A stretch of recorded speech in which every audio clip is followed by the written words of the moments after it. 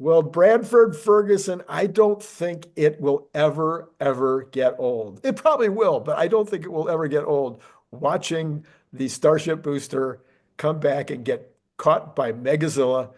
I mean, I think it's because it looks like there's always a chance it's going to go really bad. So Hmm. you watch? I watched it.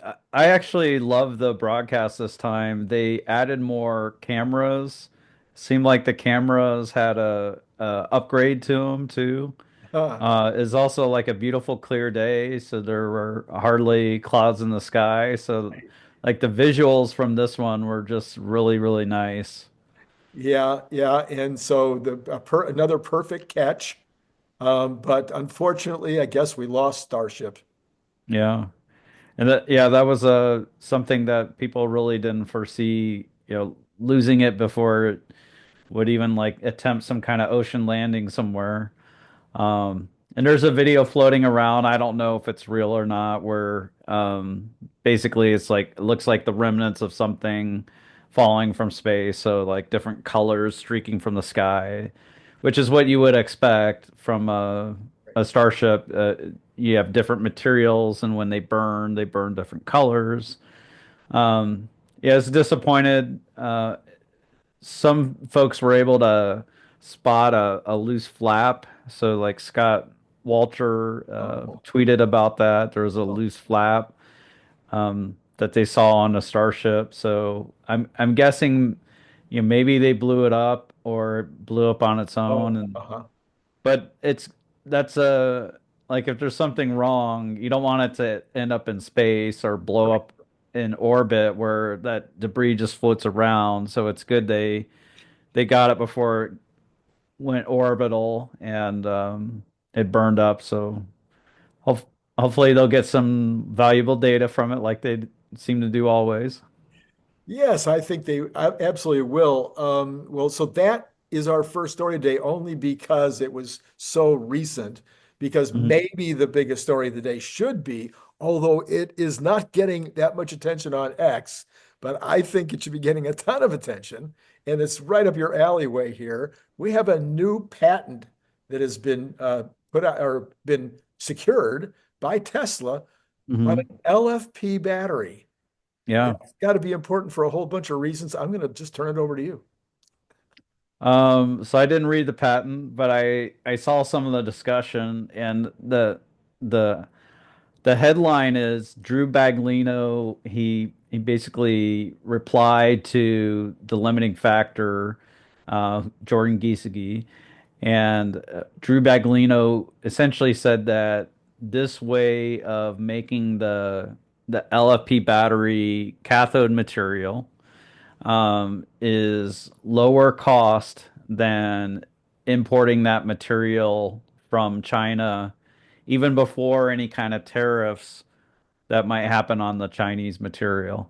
Um, we don't know like how close Tesla is to being able to make it, but we do know they have a cathode factory at Giga Texas, and we really haven't heard much about it. Yeah. Um, so if they're able to implement that quickly and get it up and going, like that would be a really, really big deal. Yes. I mean, they would have like three levels, I would think, in terms of developing any product like this. I know that's what we would have had in our factory. You would have the lab, Hmm. and whether Oh, that's, yeah. I've even forgotten the name of those guys in Canada.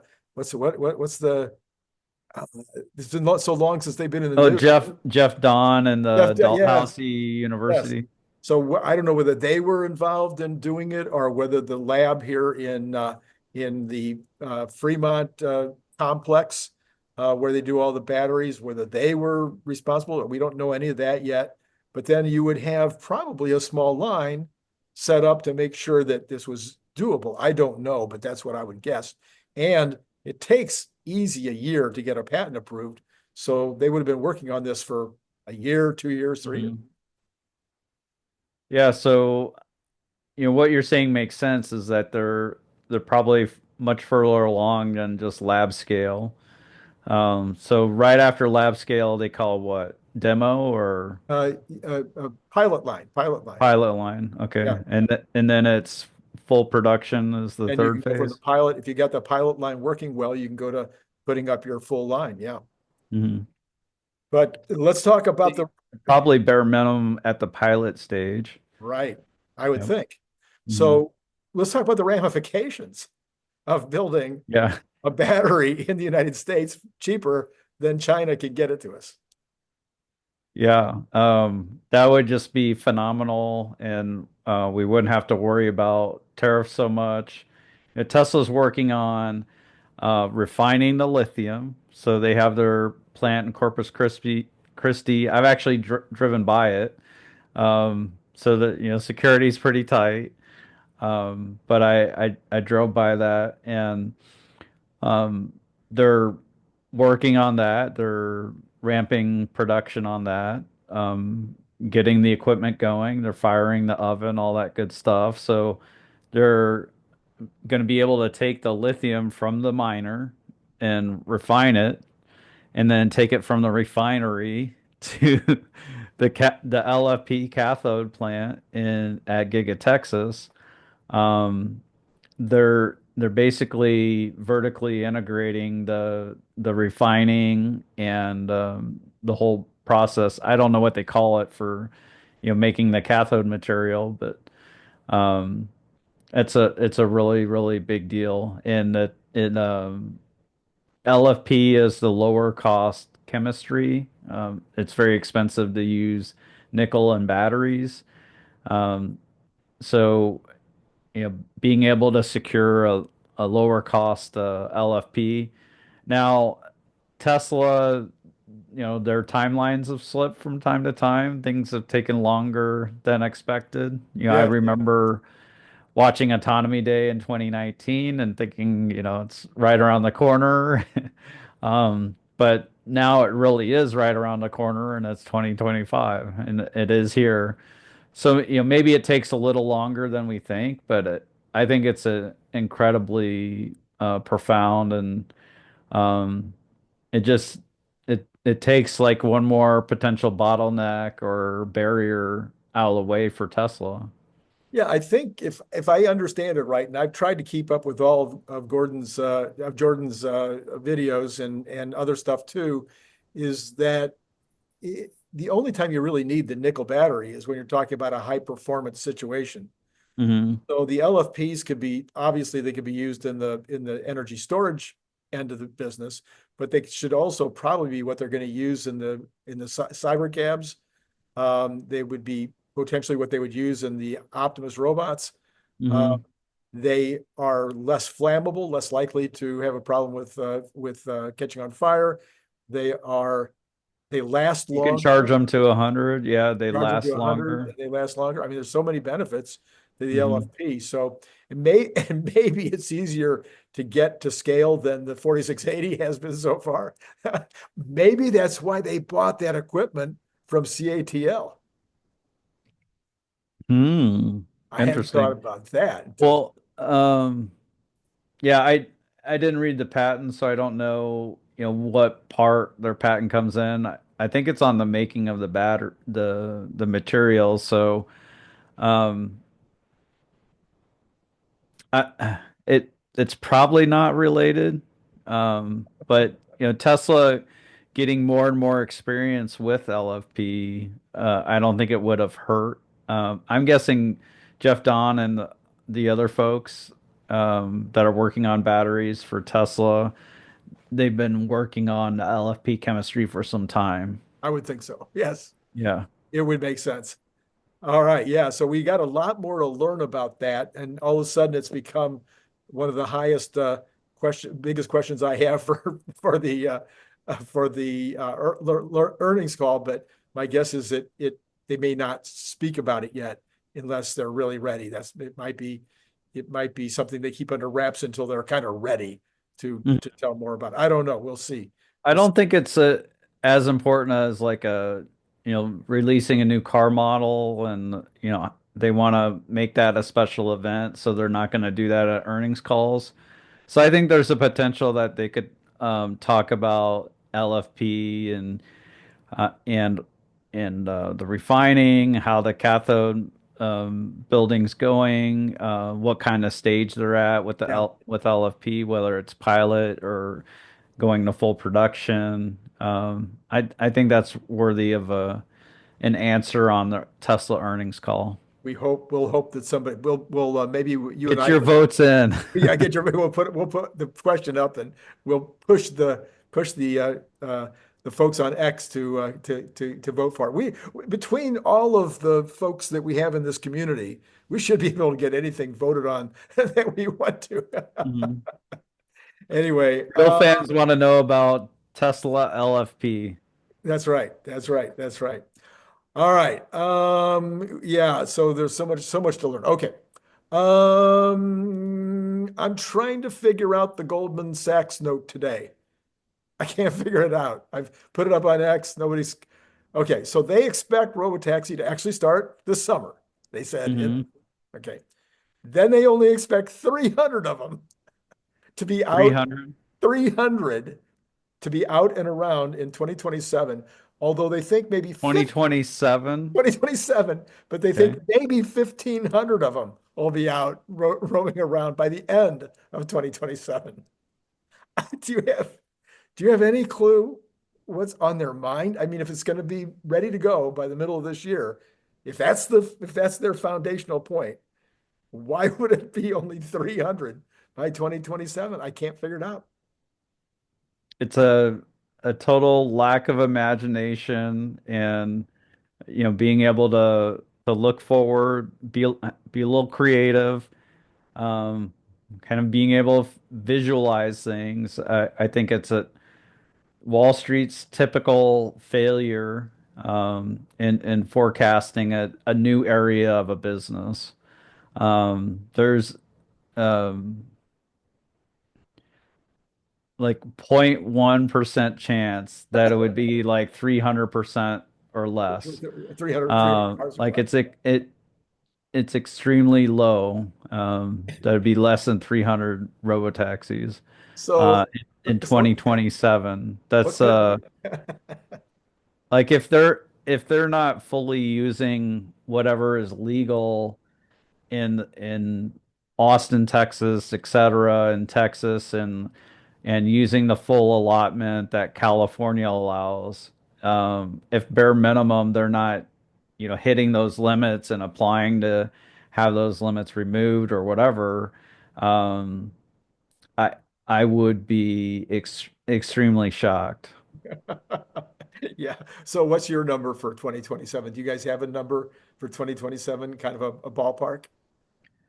No, Oh, okay. but we think the initial first limit for how many could be operating in the US is like 500,000. Okay. Um, so, and that's if only 25% of Tesla owners, put their cars up on the Robotaxi network. Right. Now, Goldman's probably talking about the Robotaxi car, like I, that golden car, right? they didn't say that. And we Tesla fans and investors, we call that the Cybercab. Yes.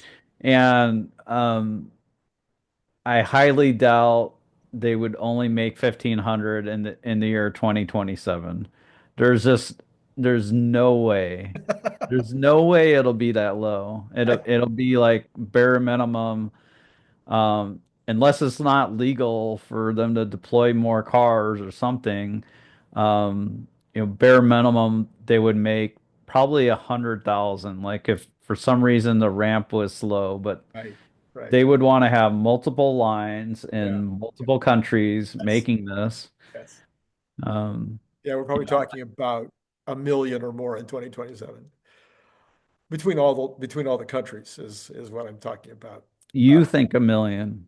That's Well, that's I'm just, a little strong, but I'm just I could grabbing. get to maybe 750. All right, The 750. All problem right. is like how many permits are they going to allow Tesla to do? And in typically Europe regulates something, before it even exists, and that's fine. You have a plan, but like uh, it's not even legal to like test this supervised in Europe, Right.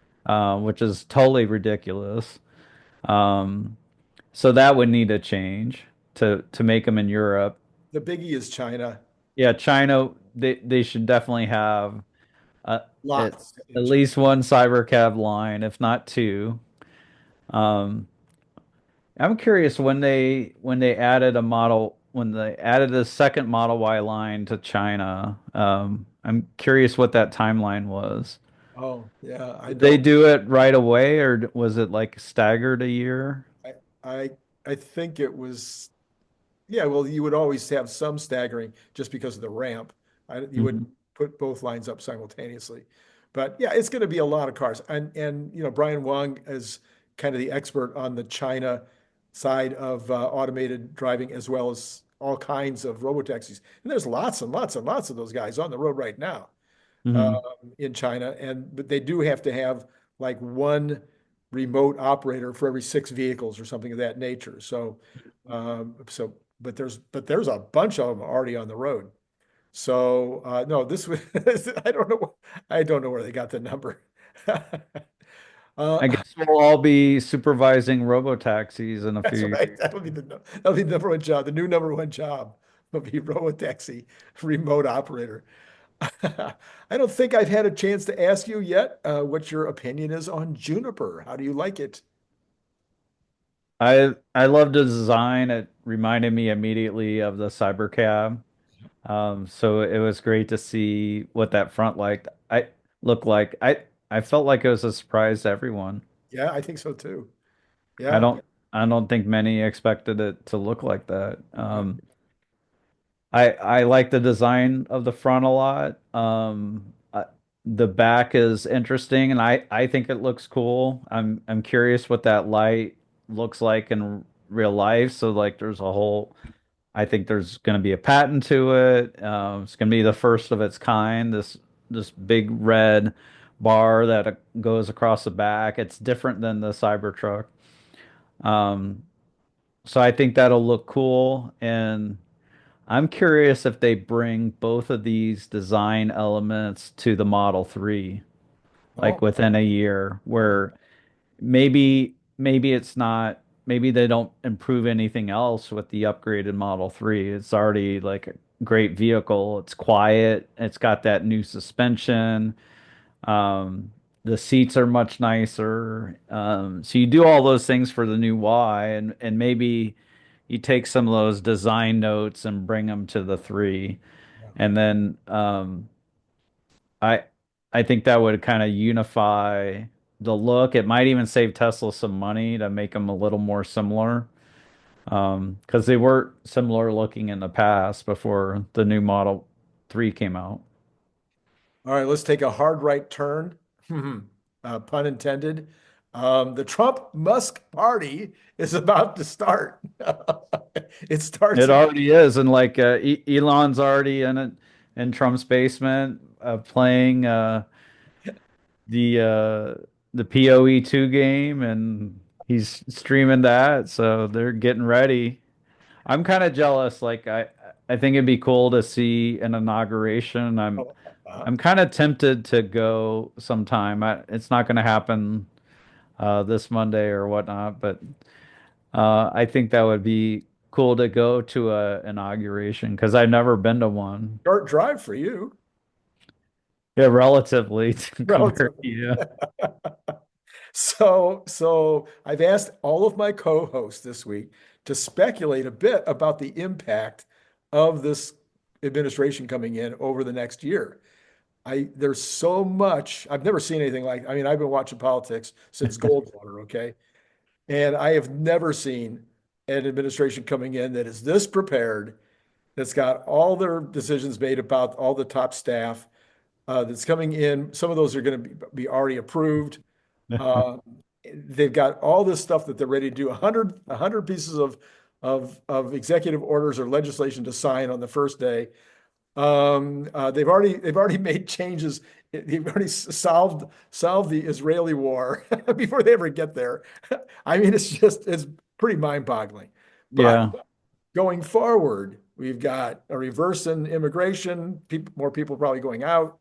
We've got extension of the tax reform that he did the first time with even lower costs, lower rates for corporations and some middle class tax cuts.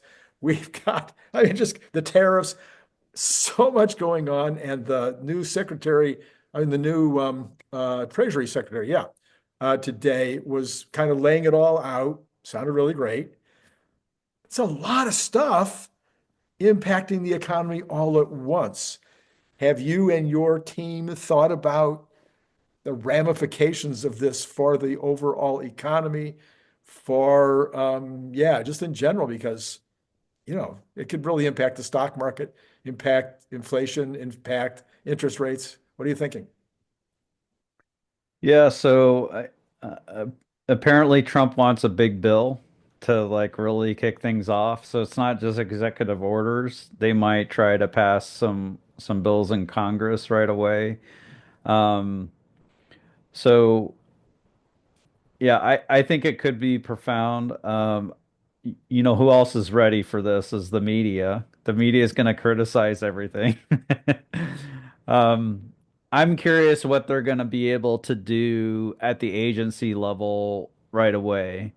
Um, I guess you don't need all these confirmations to happen for things to begin to change at the agencies.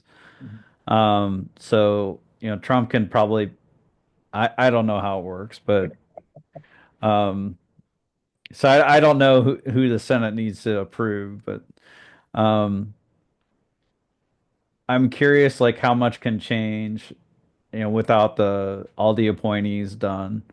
And the Senate has the power to slow things down. They can filibuster anything that comes through Congress. Mhm. Mhm. But I would agree that with just executive orders, a lot can change. Um, Yeah, so he's got to undo all the things Biden's been yeah, doing the last 2 weeks, and then he can start with the yeah, new stuff. and they can begin to enforce things that Biden chose not to enforce. And you don't need anything to change there except just for the people willing to take the action to change, whatever they're enforcing. Yeah, I so think it'll be generally, lowering regulations, lowering taxes, encouraging corporations to bring more money back to the U.S. There is a lot of building of manufacturing here in the U.S. I think these will all be positive for the economy. Um, just codifying some things like they may completely reduce any kind of tax on tip money or yeah. you know, where you make money as a waiter and you get money on tips. So they'll just say, hey, you don't have to pay tax on that. I think there were some other things that Trump proposed. The end of taxes on Social Security. Does this make any sense at all? You put the money in, later you take it out, and then they tax you on it. I mean, I'm sorry. It's like, Yeah. it makes no sense to be taxed on your Social Security. So I doubt very much whether they can eliminate that entirely because I think it'd be too big of a hit. And right now it's already slightly less tax, maybe 20% less than what you pay, what your regular rate is. Okay. Okay, so there is a discount a little bit, but I think they will discount it more. And that one's If probably they the could most if unfair they tax could I've ever fit heard it of. in if they could fit it in the budget and not like politicize other things in the budget, Right. like who would be against getting rid of that? Yeah, I know. I think it's like the Maybe least, people who don't pay into Social Security might maybe. be against it, but Oh, yeah. yeah. All right. So you think there'll be do you see any risks? Do you see any like things that you're nervous about with regard to what Trump has on the docket that could potentially be a setback to the economy on our way? I mean, Elon has even said we could have a rough moment or two on our way. I mean, for instance, I mean, just as an example, we don't even know how many contract laborers there are, contractors and contract laborers working for the government, providing all kinds of services. There might be as many contract companies out there doing business as there are employees. We don't know. Nobody knows the number. And if a ton of those are put out of business, it could be an impact. Yeah, cutting the number of federal workers would be could just um, lower economic activity. They're saying they would give, federal workers severance, Right, so they would continue to contribute to the economy for, probably a year, but they might change some of the purchasing right. and, for their, making a change. Now, contract workers, I don't think they would owe severance to. No, no. Yeah. Yeah. And of course, there's also going to be, I'm going to guess, there's going to be far fewer $300 ashtrays. The overall procurement is going to be cut back. I would think they would probably, I don't know, but if I was doing it, I know the first thing I would say on day one, I would say zero-based budgeting. There's no increases in 2025. You're not going to be able to increase what you're spending, period. As kind of a starting point. Yeah. And if they did that, that's going to ripple through the economy. So, I mean, these are some of the things that concern me. Yeah, there's going to be a huge fight right away. If you try to get rid of a bunch of federal employees, it's going to be a massive fight, and it'll be all over the media. And they'll make it look like that it's awful because someone's a single mom or a single dad, and now Elon's taken their job or whatever. Um, they'll make some tough stories over it, and they'll act like it's going to be people are going to lose their benefits, and they're not taking away people's legitimate benefits.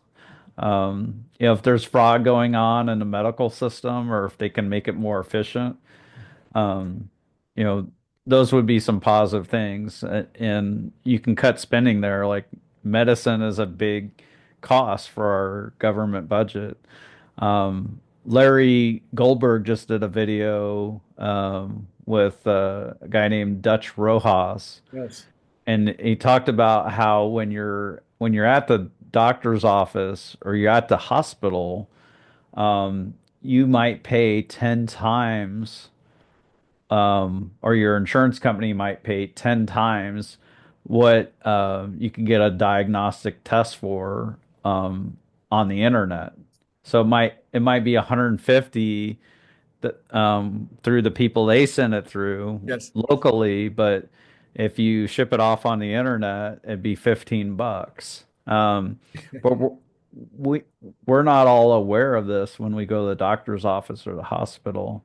So I think there's a lot of things they can cut, and so there's going to be a lot of people upset about it. Like all the hospitals are going to, Right.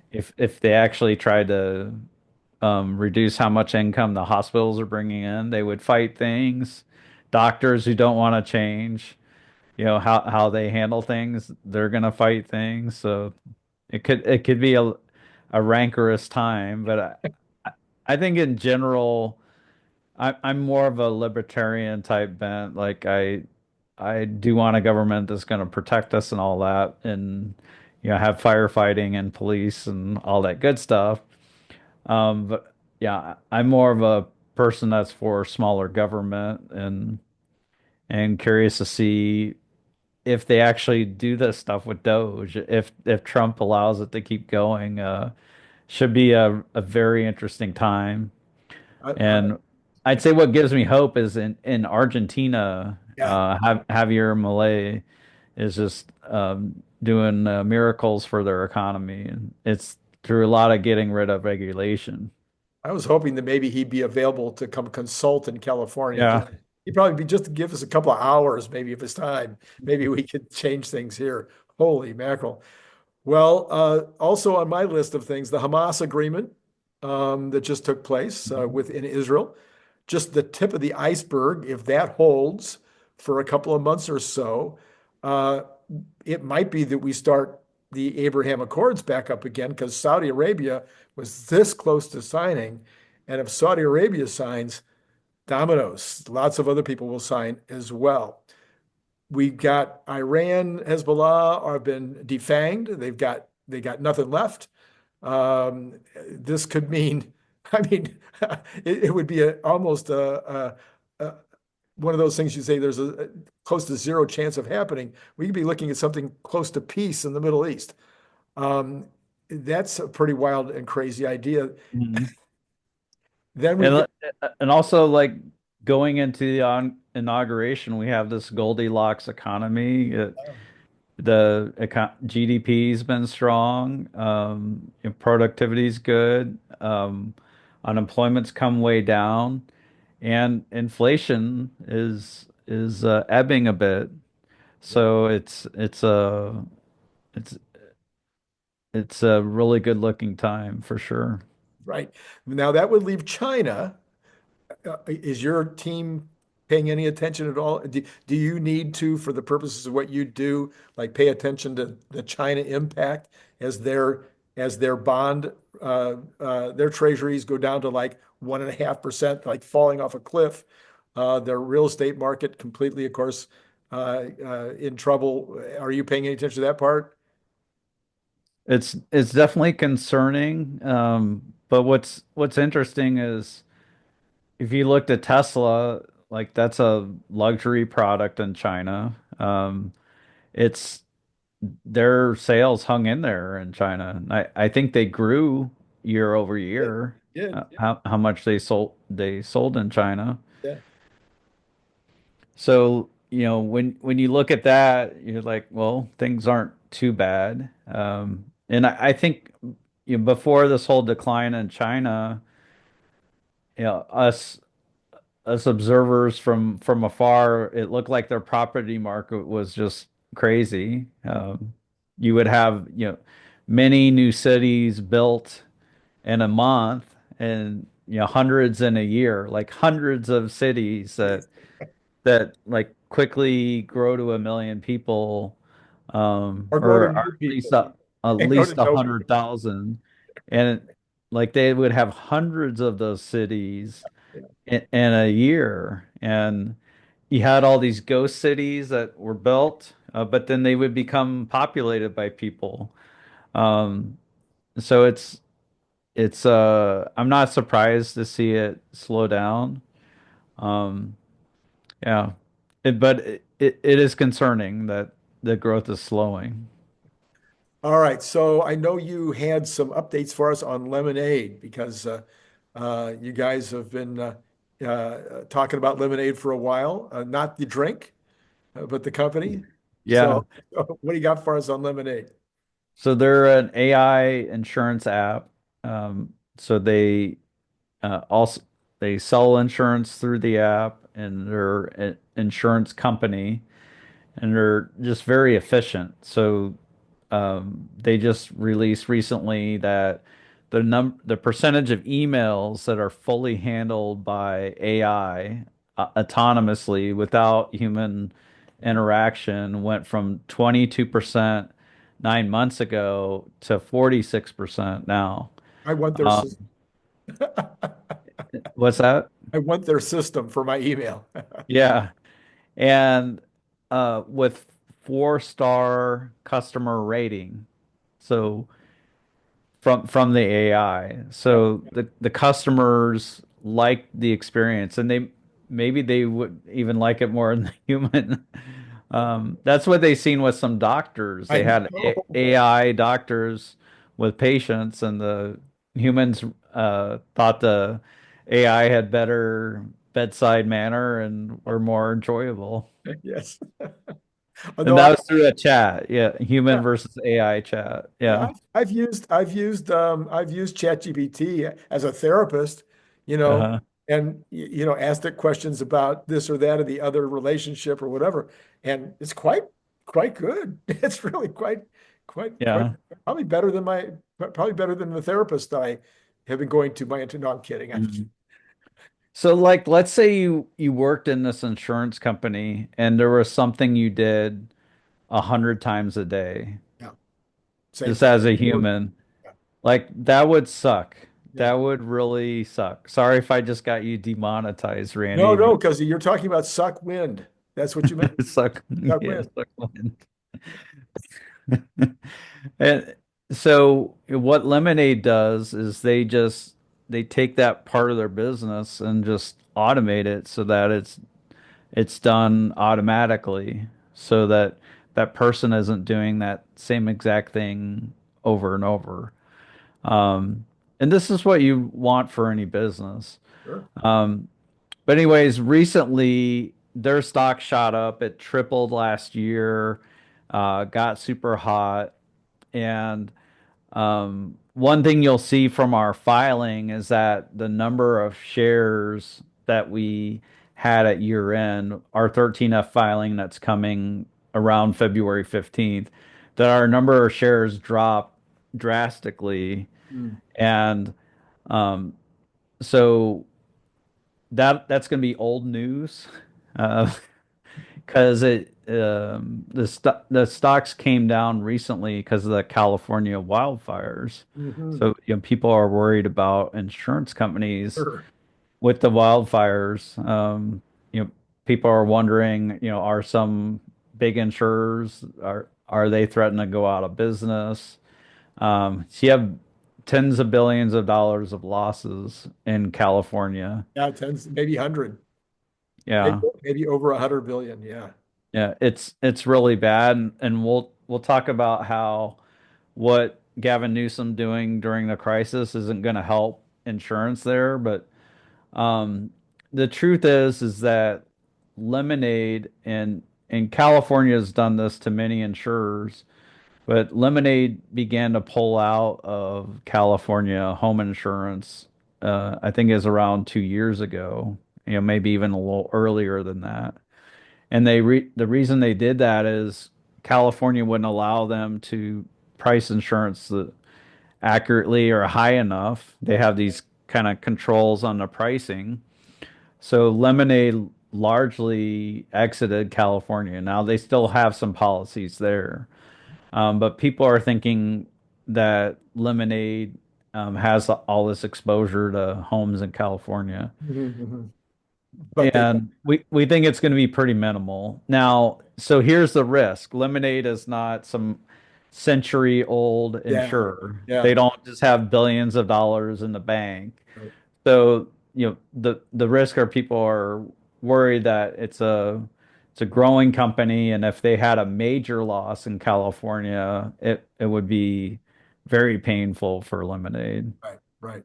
Now, most companies like Lemonade, especially the smaller ones, would also be reinsuring uh, through Lloyd's of London or whatever, right? Yeah.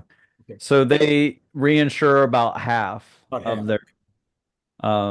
their insurance. So whatever the cost was to Lemonade, they would kind of split the cost with the reinsurer.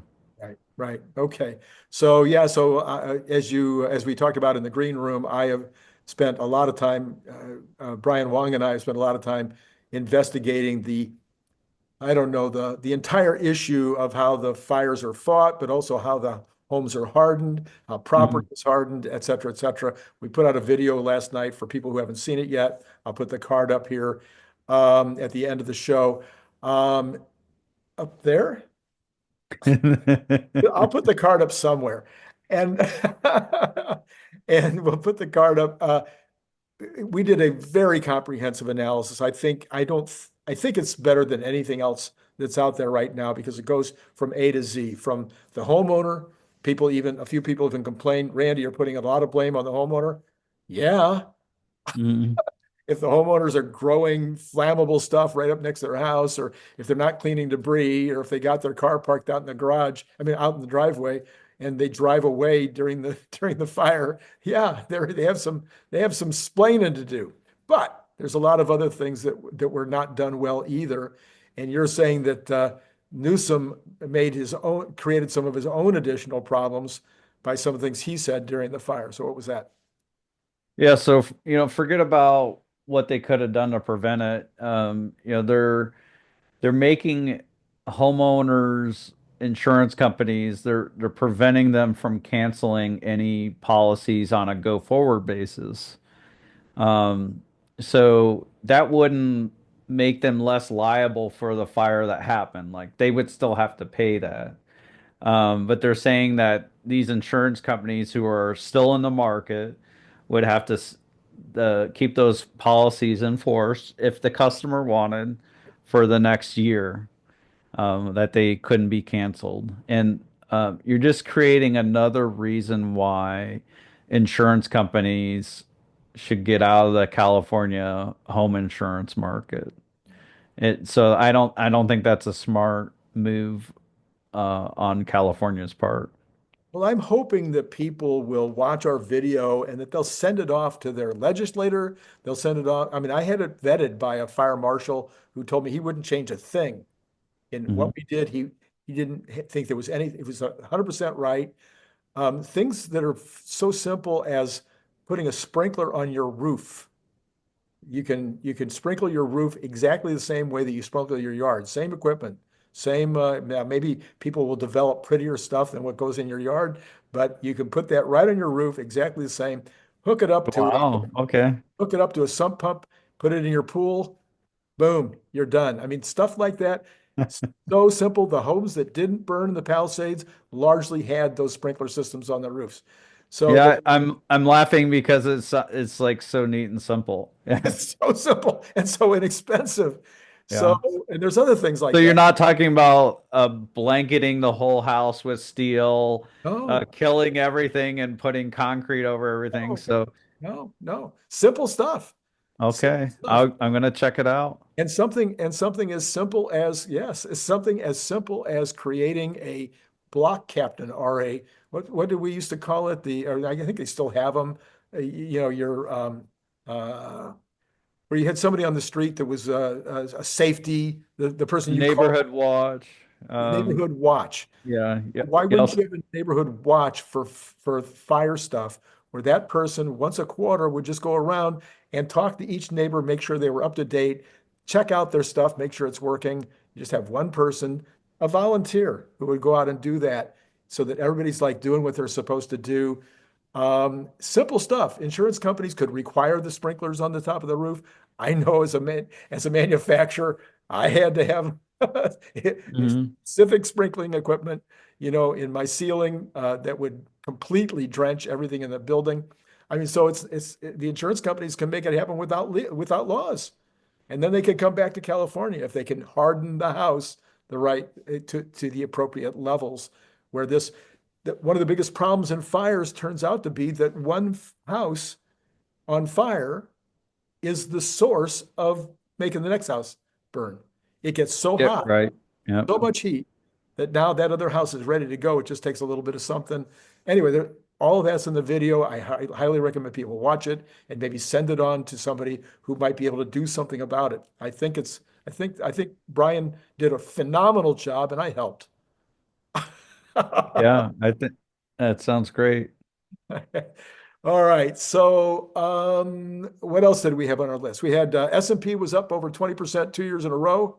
Oh, so I Oh, didn't quite complete oh, my thought oh, with you didn't lemon. finish about lemonade. I'm sorry. Yeah, so um our filing that is going to come in February is going to Please. say that we greatly reduced our stake in Lemonade. Right. But that's going to be old news because we now own more shares than we owned as of September 30th. Okay. All right. So we think those fears with Lemonade are overblown, and I'd be surprised if it'll probably be material, the hit that Lemonade does take, but um, I'd be way surprised if it's more than 50 million, and I think it's the likely case will be less than $25 million hit Good. Good. Good. Good. from it, but we'll see.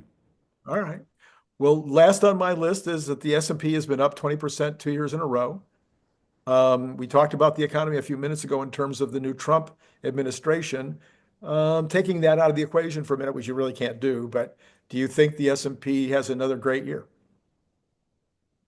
Do you think the indices have a great year? I think it'll have a decent year. If I'm remembering right, 2017 was a good year. That was another first year for Trump. But we did have a great finish to 2024. Yeah. So maybe that kind of pulled some of those returns, you know, closer. So maybe we don't experience much from here, but the S&P, it's making this really weird pattern, and I'm gonna tweet it out after this. Oh, So it's like it hasn't moved a whole lot in the last month or two, and it's just kind of like doing these like little bounding patterns, and there's three of them in a row. It's really weird. I'm gonna post that out, and uh, it could be people's little scavenger hunt. trying to But figure out what does that mean? yeah, I think in general, and unless like the cuts to government workers and maybe some of the excess spending somewhere, unless that really bites, it it should be a decent year for the S&P. I don't think it'll be as good as last year though. All right, and I won't ask you anymore what your price speculation is for Tesla after the earnings report in 2 weeks, because you'll just tell me it's worth $3,000 now. Right? Right? We Uh, think it's close to a point where we're close to believing it's worth around 1500 minimum now. Um, I guess that would be like the summer, once they start Robotaxi, the Robotaxi network. Yeah. 1,500. So Yeah. And we station. don't think like suddenly the market would move to that price. That would just be like how we think about it. Because we have a conservative valuation of on the Robotaxi part of Tesla at 1100 a share, Okay. and that's without any licensing deal. Okay. And I think it's like conservative on some sides. And we made this back in January 2023, and we did some videos on YouTube about that back then. Yeah, so 1,200 on Robotaxi, and you're not even talking about the Optimus, Right. which is trillions, trillions Yeah. and trillions. Yeah. All right. That's my whole list, unless I left something out. Was there something else that was on your mind that we need to cover before we say adieu? No, let's get right to the numbers. All right. I will turn you loose. It's been so much fun. Thank you so much for being on Yep. board. Yep. Bye for now. Bye for now. All right, so let's get right, as he said, let's go find out what's happening with the numbers today. So, what we had today is we had Tesla leading the way again, but this time we had it leading the way down. So it was down 3.36%, where the NASDAQ was only down 0.89, so more than three times. But remember, yesterday it was up more than three times, so not totally shocking. The Dow was down 0.16 in the regular trading, NASDAQ down 0.89, and the S&P down 0.21. All of the Magnificent Seven were down, and the Cathie Woods were mostly down, but slightly mixed. Um, yeah, okay, yes. All right, so that's enough about that. Let's go ahead and find out where we're going rather than where we've been. So let's start with the bonds. And we've got the 10-year. Let me make sure that is true, because yesterday it needed a minute to come back to reality. All right, yes, it's true. Up 9/10 of a basis point in the pre-market. So we're still sitting at 4.615. I'd much rather be at 4.615 than 4.8 just 2 days ago. So that's good, but it is bouncing back up just a little bit. Let's take a look at that. Two-year is up slightly, just 0.2, and the 1 month is up 1.1. So well, that 1.1 is very similar. All right. So anyway, everything's up just a little bit. So the bonds, we got a little profit taking with the bonds. We have oil, which had retreated a lot. Right now is perked up just 25 cents, but still 78.93, so under $80. Again, I called that the other day. I said $81. No way, no how. It's not investment advice, but that was a good time to be selling or shorting oil if you're in the inclination to do that kind of stuff. Anyway, I think oil will continue to come down. They're saying there's so much oil available and so much more coming. So, and with Trump coming into office on Monday, are you kidding me? Natural gas, up 0.31% in the pre-market at 4271. We've got gold down just a tiny bit, 2,747.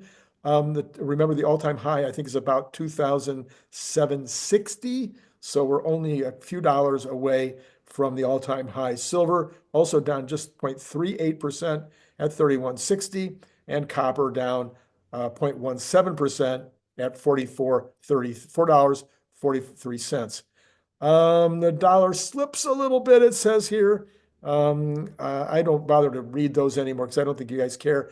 The Bitcoin up a tiny bit, back over 100,000, 244 for the day, up. And then here's the pre-market on equities. The Dow's up, I'm sorry, the Dow down 13 or 0.03. Boy, this is, I might as well say unchanged. S&P down 1 or 0.02, and the NASDAQ down 12.75 or 0.07. Anyway, yeah, so basically no real evidence about what to expect for tomorrow coming out of the equities pre-market at this point. All right, so as you should always do, hit like, subscribe, and notify. Go ahead and take a look. I'll put that card up right here or right here, wherever it goes. I'm not now he's got me confused. I'm not 100% sure. And I think it's up there. And look for that card and go back and take a look at that Brian Wong video. If you have any interest at all in the fire thing, any interest at all, you could use it for your own home, even if you're not in a fire-prone area, even if you're not in a California wildfire neighborhood. This is the stuff about hardening your home would work for everybody. And then if you have any inclination to send this on to a legislator that you might know, an insurance company type person you might know, a news person you might know, that would help to get the word out. Because again, I know it probably sounds braggadocio or something for me to say this is the most, I'm an amateur, Brian's an amateur, but I'm going to tell you, I haven't seen anything else, anything close to it, anything on this level in terms of the breadth of what it talks about, and it's stuff that is not being done now. So please help us out. Let me know. Like it, and subscribe, and push, even tell your friends about the video as well. All right, that's all I got for you right now. It has been great talking to you.